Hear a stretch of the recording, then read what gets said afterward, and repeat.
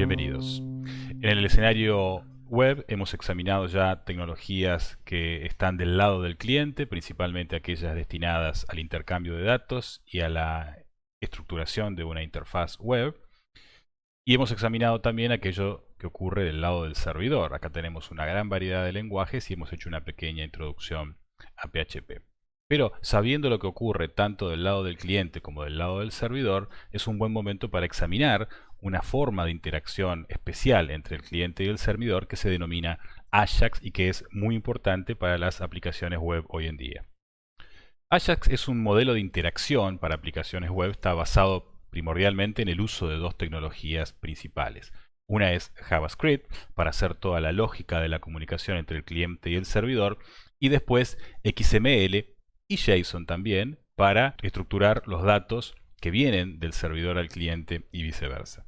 Significa JavaScript asincrónico y XML. XML aparece en el nombre, pero no necesariamente tiene que usarse XML, se puede usar JSON también y de hecho es probablemente el formato más popular. Es básicamente una técnica para implementar ciertos comportamientos en aplicaciones web que consiste en solicitar en background información al servidor mientras el cliente opera sobre el navegador. Esto es, mientras el cliente tiene una página adelante y no la reemplaza por otra. Entonces el navegador va a mostrar la página que ha renderizado apropiadamente y ahora tiene la capacidad de solicitar, mientras tanto, información al servidor para integrarla en esa página. No es una tecnología, sino una agrupación de técnicas y tecnologías unidas, todas para un mismo efecto. No trae nada nuevo necesariamente. Sigue siendo JavaScript, sigue siendo XML, HTML, CSS, usamos el DOM para modificar la apariencia de la página. Son todas las tecnologías que ya hemos mencionado, pero coordinadas para lograr un efecto puntual. La idea es muy simple. Tenemos el cliente y el servidor y como hemos visto ya, el cliente va usualmente tener un navegador en el que el usuario va a examinar páginas web. El servidor va a enviar una página al navegador luego de haberla solicitada con un requerimiento HTTP y además puede traer otros recursos como imágenes, documentos CSS o documentos JavaScript. Sabemos además que el JavaScript puede modificar la apariencia de la página siempre basándose en el API DOM.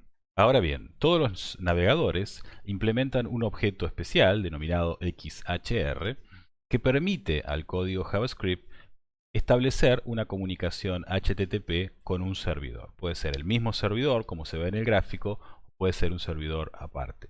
Esto es interesante porque tenemos una comunicación entre el cliente y el servidor que fue establecida por el usuario, tal vez poniendo una dirección en la barra de direcciones del navegador o haciendo clic en algún link del navegador, pero además tenemos una interacción entre el cliente y el servidor que ocurre a nivel código de JavaScript. De esa forma se produce un flujo de comunicación entre el servidor y lo que el usuario está viendo en la pantalla, esto es la página HTML, que puede ser usada para integrar información en esa página utilizando, como ya vimos, JavaScript y su capacidad para interactuar por medio del API DOM con la página HTML que el usuario está viendo. El nombre completo de ese objeto XHR es XML HTTP Request y representa una conexión entre el cliente a través del código JavaScript y el servidor. Es a través de él donde vamos a hacer el pedido HTTP, como vamos a ver ahora un rato. Recordemos que, a pesar de que está en el nombre, no siempre se transmite XML. Se puede transmitir texto plano o, lo que es más común en los últimos años, es transmitir JSON. Utilizar el objeto XHR es bastante simple. Lo primero que hay que hacer es crearlo para poder manipularlo y después hay que configurar el pedido. Configurar el pedido significa indicar cuál es el método que vamos a usar, el método HTTP, que puede ser GET, POST, HEAD, los que ya conocemos. Además hay que indicar cuál es la URL destino, esto es a dónde vamos a enviar ese mensaje HTTP, y después un indicativo de si es asincrónico o no. En el caso de que sea asincrónico, que es lo que nos interesa hoy, el usuario va a seguir viendo la página web en el navegador y el pedido se va a hacer en background, prácticamente de manera inadvertida por el usuario. Y finalmente lo que tenemos que hacer es indicar que el mensaje HTTP tiene que ser enviado.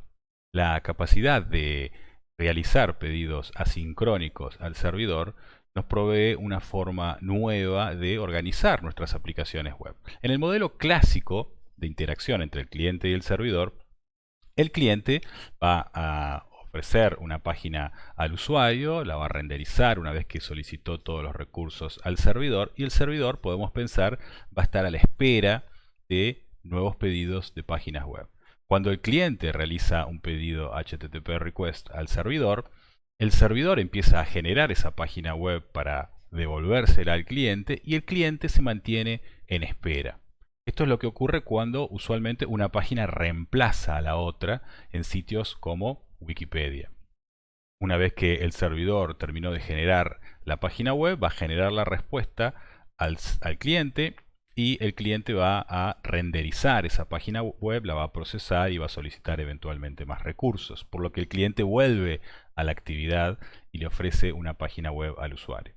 Si el usuario vuelve a hacer clic en alguno de los links de la página, volvemos a generar actividad en el servidor, mientras que el cliente permanece en espera hasta la nueva respuesta. Este es el modelo clásico de trabajo entre el cliente y el servidor en el modo que ya habíamos mencionado denominado Page Replacement, reemplazo de página. Una página reemplaza completamente a la otra. En Ajax y en los pedidos asincrónicos el modelo es diferente. El cliente, por supuesto, va a hacer su labor, ofrecer la página al usuario para que interactúe con ella, y en algún momento va a realizar un requerimiento HTTP al servidor de manera asincrónica. Esto significa que el cliente no va a esperar por la respuesta, por lo que va a continuar trabajando al mismo tiempo que el servidor.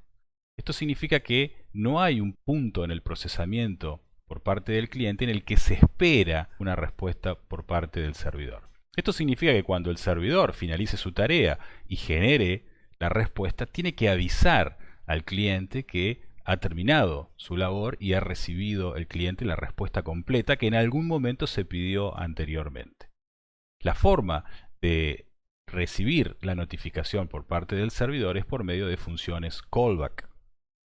Las funciones callback no son exclusivas de la programación web y aparecen en cualquier escenario en los que hay comunicación asincrónica basada en eventos.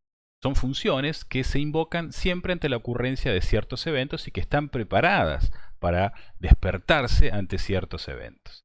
Si nosotros necesitamos reaccionar ante eventos que no sabemos cuándo van a ocurrir, lo que suele pasar en programación es que nosotros tenemos la habilidad de registrar diferentes funciones que por el momento no hacen nada, pero que van a estar listas para responder ante determinados eventos con algún fin específico. En algún momento, que no podemos predecir con certeza tal vez, ocurre algún evento puntual y nosotros identificamos ese evento y por lo tanto la función que está lista para procesar esa información va a empezar a actuar. Este modo de programación de funciones callback, de nuevo, no es exclusivo de la web y aparece en otros escenarios. En el caso de Ajax, necesitamos configurar funciones callback para cuando terminemos de recibir toda la respuesta que en algún momento habíamos pedido de manera asincrónica. Así que en las sentencias habituales que veíamos hace un rato para crear un pedido asincrónico desde JavaScript, además tenemos que especificar ahora cuál es la función callback. Esa función callback se va a invocar, podemos decir, sola, cada vez que ese objeto XHR, el objeto aquí llamado rec, cambia de estado. Ese objeto puede estar en uno de 4 estados posibles y va a cambiar del estado 1 al estado 2, del estado 2 al 3 y del 3 al 4 en determinados momentos. Inmediatamente después de invocarse la operación open, el estado va a ser 1. Inmediatamente después de invocar la operación send, el estado va a ser 2. En algún momento va a empezar a recibir la respuesta del servidor y el estado va a pasar a ser 3. Cuando termine de recibir toda la respuesta del servidor, el documento completo, el XML, el JSON, el archivo de texto, lo que habíamos pedido, el objeto XHR pasa al estado 4.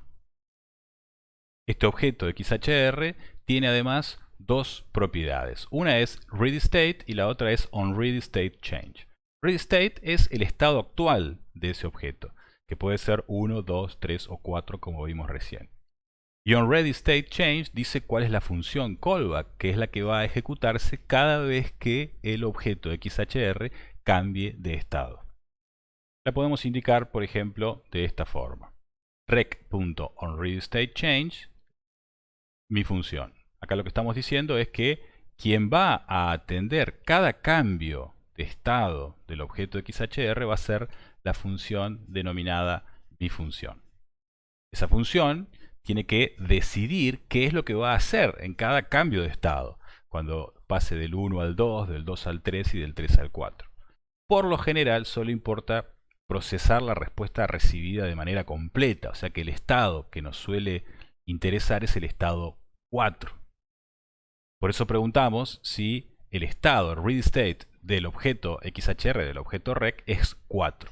Fíjense que además preguntamos cuál es el estatus de la consulta del mensaje HTTP, que en este caso es 200. Si read state es igual a 4, significa que ya obtuvimos toda la respuesta que deseábamos. Y además, si el estatus es 200, significa que hemos obtenido la respuesta que habíamos pedido. Porque claro, puede ser que el pedido que nosotros hicimos también estaba incorrecto y obtuvimos como respuesta un 404, not found. ¿Sí? Así que controlamos que el read state sea 4, esto es respuesta completa, y status 200, es lo que nosotros solicitábamos. Por lo general, derivamos a otra función que va a procesar la respuesta, y la respuesta completa está dentro de un atributo del objeto XHR, el objeto rec, que aquí se llama responseText. No es el único atributo. Si lo que transmitimos fue un XML, la podemos recuperar también en el atributo responseXML. De nuevo, XML aparece en el nombre, esa es la X de Ajax, pero la tendencia actual es utilizar JSON como mecanismo de estructuración de datos en lugar de XML. Por varias razones, pero principalmente porque ocupa mucho menos. Ahí tenemos un pequeño XML que representa una colección musical y el mismo documento en JSON ocupa un poquito menos. Tiene menos decoración JSON en los datos que XML. Además, al ser un formato de datos propio de JavaScript, es fácil manipularlo en el cliente. Vamos a ver un ejemplo muy simple en donde hacemos una breve interacción Ajax utilizando el sitio Open Movie Database que usamos en algún ejemplo anterior. Aquí tenemos una página bastante simple que tiene un campo de texto identificado como título y un botón que cuando se hace clic en él se invoca una función de JavaScript que ahora vamos a ver bien qué hace. La idea es poner el nombre de una película aquí y buscar el póster. Tenemos una imagen que está identificada con el string póster, pero no tiene ninguna fuente, todavía no tiene ninguna imagen asociada. El contenido de esa imagen, la dirección que tiene esa imagen, la vamos a obtener por medio de la función buscar usando una interacción Ajax. La página, si la vemos, no tiene más que el campo de texto y el botón buscar. Vamos a poner el nombre acá y vamos a hacer clic ahí y al hacer clic se va a disparar una interacción Ajax, esto es un request asincrónico al servidor donde vamos a obtener un JSON del cual vamos a rescatar solamente la imagen y vamos a ponerla acá, la imagen del póster. Esta página está asociada a un script, buscar.js, que es el que va a hacer toda la interacción asincrónica con el servidor, que está aquí. Es bastante cortito como verán y ahora vamos a analizar qué va a hacer. En la línea número 2 creamos el objeto XHR como es tradicional, invocando al XML HTTP request. En la línea 3 lo que hacemos es determinar cuál es la función que va a ejecutarse cada vez que el objeto XHR cambie de estado. La función la declaramos acá, con estas facilidades que tiene JavaScript. Y lo que hacemos es lo clásico. Cuando el estado es 4, esto es, ya terminó de transferir toda la información, que es el JSON completo de la película cuyo título pusimos en el campo de texto, recuperamos estos datos, los obtenemos de responseText, que es un string, y con esto lo interpretamos como JSON, y lo que hacemos es buscar la imagen póster y en el source de la imagen ponemos datos.póster. Esto es similar a lo que habíamos hecho en algún ejemplo anterior. La función buscar es la que se ejecuta cuando hacemos clic en el botón. ¿Y qué hacemos en ella? Bueno, en primera instancia recuperamos el título de la película desde el documento de texto. tenemos el valor aquí. Después determinamos cuál es la URL que vamos a usar y de acuerdo a las reglas de Open Movie Database tenemos que usar un API key y el título de la película. Con eso obtenemos todo el JSON completo, con toda la información de la película, cuántos premios tuvo, una sinopsis, el título, la duración, etc. Y lo que hacemos acá es determinar que vamos a hacer un GET a esta URL de manera sincrónica y lo enviamos. Como ya vimos, cuando se transfiera todo el JSON de manera completa, vamos a recuperarlo y solamente utilizar la dirección de la imagen que define el póster, la cual vamos a insertar como fuente de la imagen póster, acá el elemento imagen. Si venimos entonces a la página web, podemos en el campo de texto poner el nombre de una película y obtenemos el póster. Cada vez que hagamos esto, obtenemos el póster, hay una interacción que ocurre de manera sincrónica, no hemos abandonado esta página y lo único que hacemos es reemplazar una imagen por otra. Esa es la forma clásica de hacerlo, utilizando JavaScript plano y el objeto de XHR, pero por supuesto muchos utilizan librerías y frameworks. Aquí tenemos un ejemplo basado en jQuery, que requiere solamente esto de codificación, por supuesto con la notación de jQuery. Lo que ocurre es exactamente lo mismo que ocurría con el JavaScript plano. Cuando alguien hace clic en el botón buscar, se ejecuta esta función. Esta función lo que determina es obtener un JSON de esa dirección y el resultado asociarlo a la imagen póster en el atributo source. Solamente utilizamos data.poster, que es la dirección que nos interesa. Acá tenemos la página que corresponde al ejemplo de jQuery y ocurre exactamente lo mismo. Si ponemos el nombre de alguna película, vamos a obtener el póster.